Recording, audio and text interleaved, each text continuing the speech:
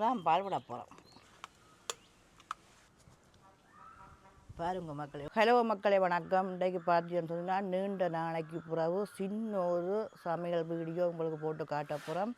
கனநாள் ஜாலாட்சி வீட்டில் வீடியோக்கள் வரையில் கோயில் கொடி ஏறினதால் வீடியோக்கள் போட நேரமில்லா போட்டுது. அதனால் நாங்கள் இன்றைக்கு உங்களுக்கு பாருங்கோ வெள்ளைப்பச்சை அரிசி வச்சு கொண்டிருக்கிறேன். இந்த வெள்ளைப்பச்சை அரிசியை வச்சு தான் உங்களோட பால் சோறு காய்ச்சி காட்ட போகிறோம். அதைத்தான் இந்த கனலில் பார்க்க போகிறீர்கள். வாங்கோ வீடியோக்குள்ளே போகும். இப்போ பார்த்தீங்கன்னு சொன்னால் பால் சோறுக்கு தேவையான பொருட்கள் இந்த பாருங்கோ வெள்ளைப்பச்சை அரிசி. இது கல்லுவல் இல்லை, சுத்தமான அரிசியாக கடையில் கேட்டு வேண்டுமா. வெள்ளைப்பச்சை அரிசி நாங்கள் அதில் 3/4 கிலோ எடுத்து வச்சுருக்கிறோம். 3/4 கிலோ அரிசிலாம் உங்களுக்கு பால் சோறு உங்களுக்கு காய்ச்சி காட்ட போகிறோம். அதுக்கு தேவையான பொருட்கள் கொஞ்சம் பார்த்தீங்கன்னு சொன்னால் இதில் முதலாம் பால், இங்கே 2ஆம் பால், இங்கே கல்லுப்பு, இங்கே அதுக்கு பார்த்தீங்கன்னு சொன்னால் நாங்கள் கட்டை சம்பல் தான் அரைக்க போகிறோம். அதுக்கு தேவையான பொருட்கள் பார்த்தீங்கன்னு சொன்னால் உள்ளி, பெரிய வெங்காயம், செத்த மிளகாய், தேசி புளி, இவ்வளவு தான் இந்த பாச்சோறுக்கு தேவையான பொருட்கள். இப்போ நாங்கள் என்ன செய்ய போனால் அரிசியை கழுவிட்டு இப்போ நாங்கள் முதலாவது பாலை விட்டு தான் இந்த பாச்சோறு காய்ச்ச போகிறோம். கொதிக்க வைக்கணும், தண்ணியில் கொதிக்க வைக்கக்கூடாது. அதனால் நாங்கள் 2ஆம் பாலை விட்டு முதல் அடுப்பு மூட்டி பாச்சோத்துக்கு கொதிக்க வைப்போம். இப்போ நாங்கள் அடுப்பு பற்ற வச்சுட்டு நாங்கள் இப்போ 2ஆம் பாலை கொதிக்க விட போகிறோம். நாங்கள் பச்சை தண்ணியில் இந்த அரிசியை அவிய விடக்கூடாது. 2ஆம் பாலில் தான் இந்த அரிசியை நாங்கள் அவிய விடுவோம். வடிவாக பாருங்க.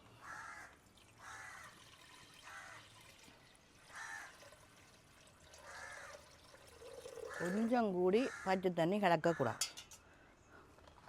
நாங்கள் இப்போ கொதிக்க வச்சுட்டு மூடி விடுவோம்.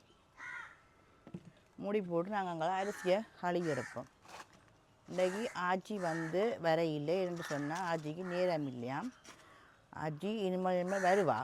முன்னாலும் கோயிலால் வரையில் நாங்களும் கரநாள் வீடியோக்கள் போடையில் இன்றைய நாங்கள் இந்த வீடியோவை காலமை தான் இந்த காணொளி எடுத்து கொண்டிருக்கிறோம். பாருங்கோ, நாங்கள் அரிசியை கழுவோம். வாங்கோ.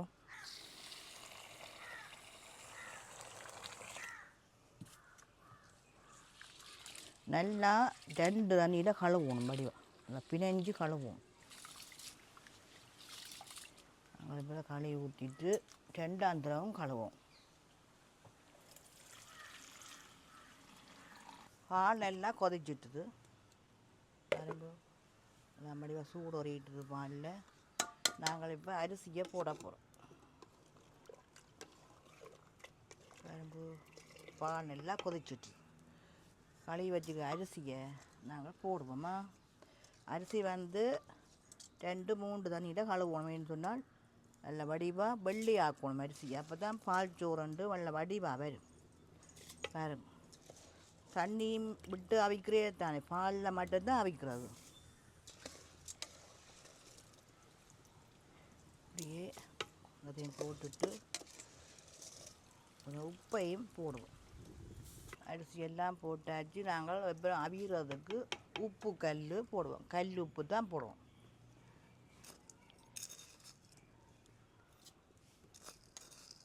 அளவாக பார்த்து போடுவோம்.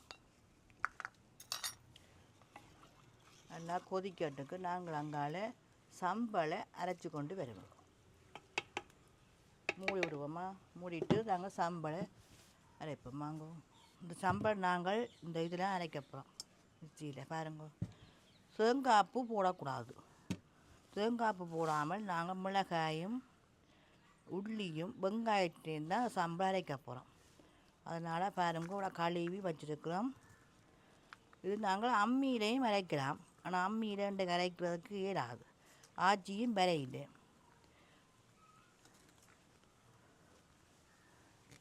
அம்மியில் அரைக்கிறதா இன்னும் நல்ல இதாக இருக்கும், ருசியாக இருக்குமா. கொஞ்சம் தேங்காய்ப்பு போடக்கூடாது. தண்ணி ஒரு கொஞ்சமாக விடுங்கோ. தண்ணி இல்லாமல் தான் அரைக்க போகிறோம். ஆனால் அரைக்க கொஞ்சம் உப்பு கல் போடுவோம்.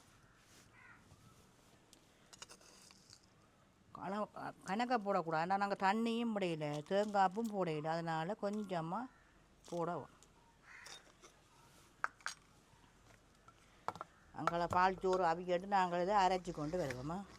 கட்டச்சாம்பல் அரைச்சி கொண்டு வந்துட்டோம் பாருங்க. தண்ணி விடக்கூடாது. இந்த வெங்காயத்துலேயும் உள்ளிலேயும் தான் இது அரைவிடும். இதே மாதிரி பசியாக அரைக்கும்.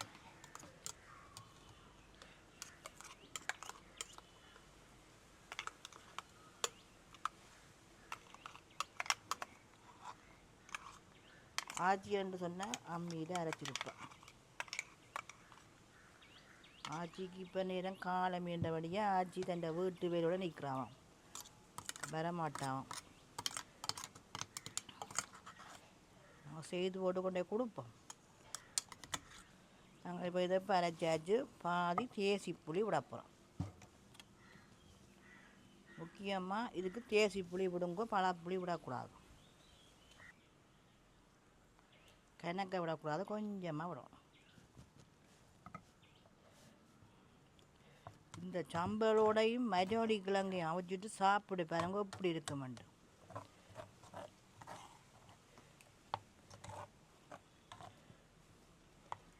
உப்பு பார்ப்போம், கொஞ்சமாக உப்பு பார்ப்போம். உண்மையாக உப்பு எல்லாம் கணக்காக இருக்குது. இங்கே நாங்கள் வாங்க பாட்டு ஒருத்தக்கா பார்ப்போம் இப்படி அவிதண்டு. அதில் வடிவு அவிஞ்சு வந்துட்டு கணக்காக பால் விட்ட வடியாக கணக்காக இருக்குதா. அப்படியே இனிமேல் எரிப்பை கொஞ்சம் குறைக்கும், அடி பிடிச்சி போடும். என்ன வெள்ளைச்சோறு தானே.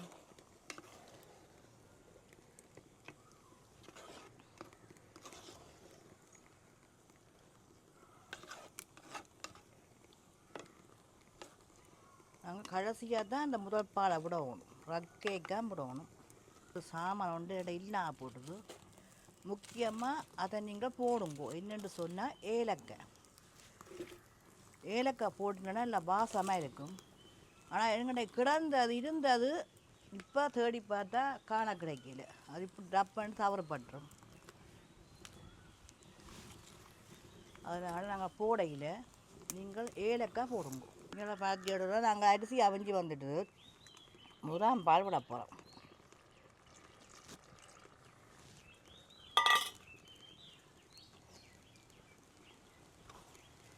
எரிப்பை கொஞ்சம் டனலில் விட வேணும். விட்டால்தான் அடி பிடிக்காமல் எடுக்கலாம். இறுக்கமாக தான் எடுக்கணும். ஆக தண்ணி பெருவமாக ஆகக்கூடாது. இந்த பாலில் நாங்கள் விட்ட மாண்டா ஒரு 5 நிமிஷம் மூடி விட்ட மாண்டா அது அப்படியே ஏறி வந்துடும்.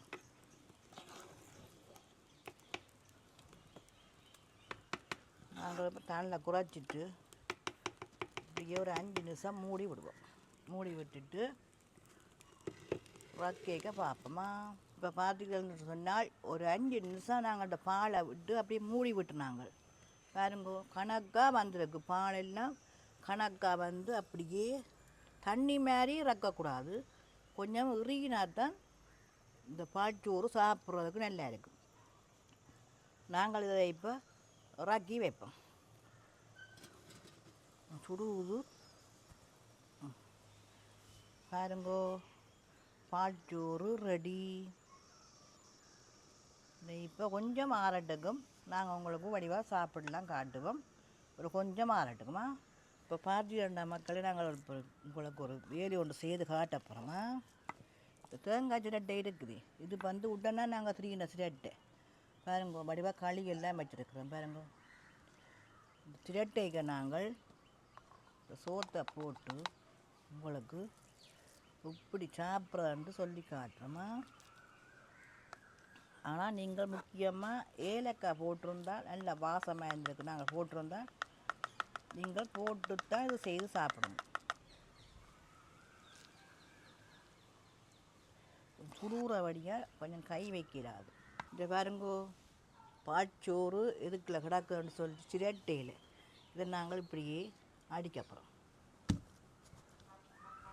பாருங்க மக்கள் எப்படி வந்துக்கிட்டு பால்சோறு இப்படியே சாப்பிட்டு பார்த்தா எப்படி இருக்கும் பாருங்க. அந்த மாதிரி தான் இருக்குமா. நல்ல வடிவாக வந்துருக்கு இப்படி வச்சோம் இறுகணும். அதான் நான் சொன்னேன் பால் வந்து கணக்காக விட வேணும், இறுகினா தான் நல்லா வரும். இப்போ நாங்கள் ஒவ்வொரு டைம் இப்படி உங்களை செய்து போட்டு சாப்பிட்டு காட்டுவோம். இப்போ பார்த்தீங்கன்னா மக்களே கட்டை சம்பளம் போட்டு உங்களுக்கு நாங்கள் சாப்பிட்டு காட்ட போகிறோம். சம்பல் வந்து கணக்க சாப்பிடக்கூடாது, கொஞ்சமாக தொட்டு சாப்பிடுவோம். அதோட சேர்த்து நாங்கள் வெங்காயம் பட்டி வச்சுருக்கிறோம். அந்த வெங்காயத்தையும் சேர்த்து உங்களை சாப்பிட்டு காட்டப்புறம் வா.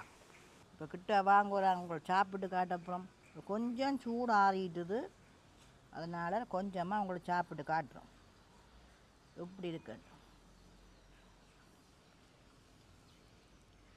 கொஞ்சம் உரைப்பாக தான் இருக்கும், ஆனால் உரைப்பாக தான் அரைக்க வேணும்.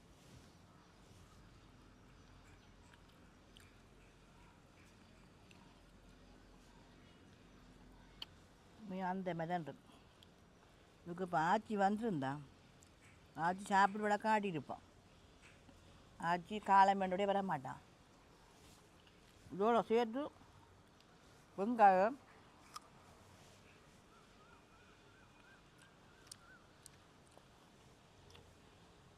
மக்களே, இந்த சாப்பாடு வந்து நாங்கள் காலமை சாப்பாடு தான் நாங்கள் செய்து சாப்பிட்டு காட்டுறோம். முக்கியமாக ஏலக்காய் போடுங்க, அப்போ தான் அந்த வாசமாக இருக்கும்.